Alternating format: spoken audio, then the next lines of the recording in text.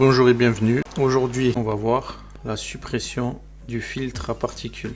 Donc pour ce faire, je vais d'abord sélectionner texte, donc régler mes paramètres sur 8 bits, ILO et je vais sélectionner FF. Une fois que j'ai fait ça,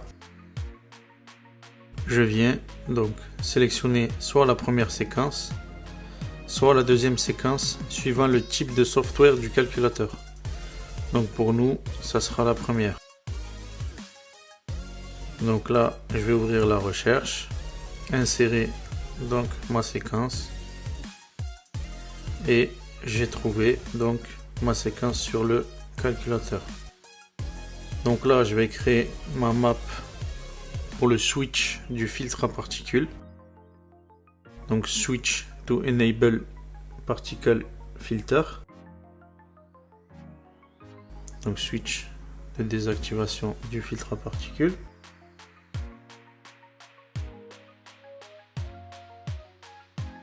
Ok. Je vais le mettre en français aussi.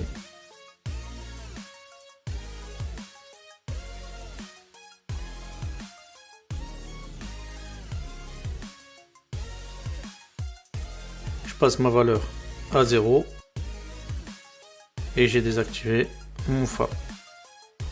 Je vais devoir aussi passer la valeur d'avant à 0 et je peux aussi passer la valeur d'après à 0 suivant les stratégies utilisées. Donc ça sera fait plus ou moins différemment. Donc là, on a désactivé notre FAP tout simplement grâce à notre switch. Mais il reste toujours les DTC qui gravitent autour de notre FAP. Donc là, je vais ouvrir un fichier fait en solution automatique pour comparer un peu donc ce qui a été fait.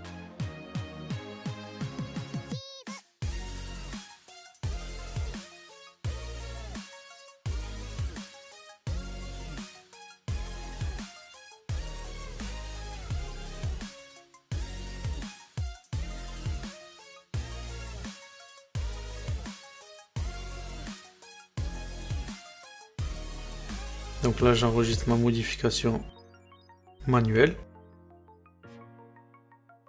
Annuler. Et je vais venir comparer les deux fichiers. Donc je resynchronise.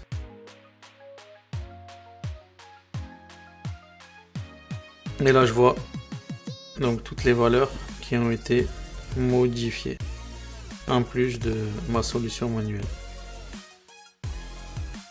Donc là, j'ai mon switch qui a été désactivé et la valeur juste avant.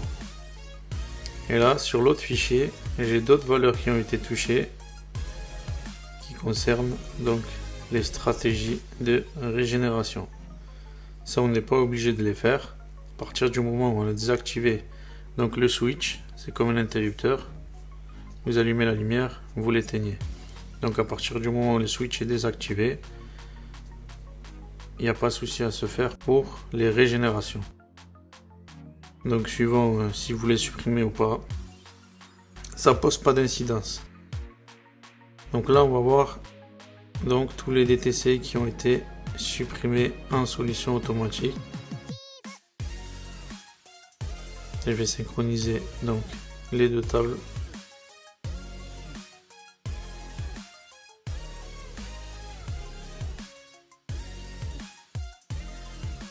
Et je vais les faire tous un par un.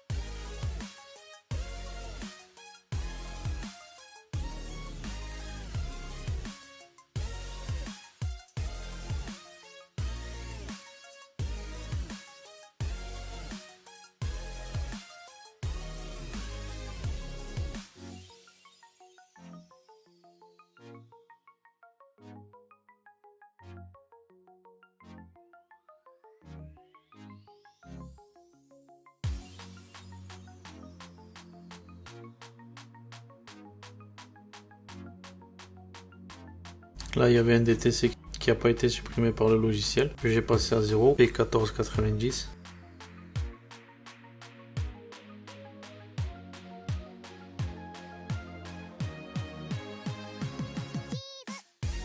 Et pour le reste, tout va bien.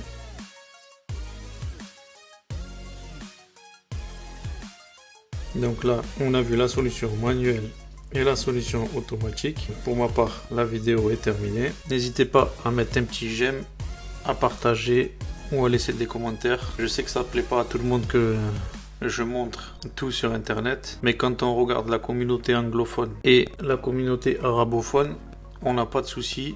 Ils montrent tout sur les vidéos sans se soucier des autres. La communauté francophone, elle est très fermée sur ce milieu-là. Et je pense qu'il faut arrêter de prendre les grosses têtes et de partager un peu les connaissances sur les réseaux. De toute façon, dans tous les cas, quoi qu'il arrive, à chaque fois que tu as besoin de quelque chose, tu vas sur internet et tu tapes, tu vas sur YouTube et tu tapes. Tu as besoin de démonter un airbag, un tableau de bord. Tu es bien content qu'un mec il a fait un petit tuto pour savoir comment démonter. Donc je pense que les autres ils seront bien contents de savoir comment réellement ça fonctionne et de partager un peu. Voilà.